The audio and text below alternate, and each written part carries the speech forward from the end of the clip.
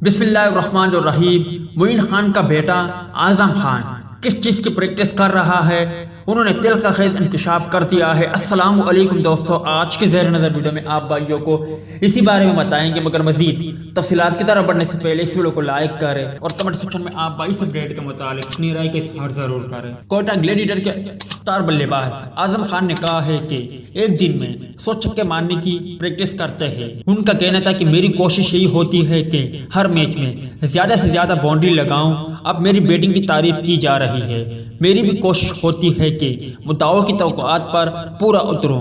PSL में अगर ऊपर के नंबर पर बैटिंग करने का मौका मिला तो कोशिश होगी कि सेंचुरी स्कोर करूं। उम्मीद है कि पीएसएल में अच्छी कारकर्दगी का मुजाहरा किया, कौमी टीम में और आगे भी इसी तरह की कारकर्दगी जारी रखूंगा।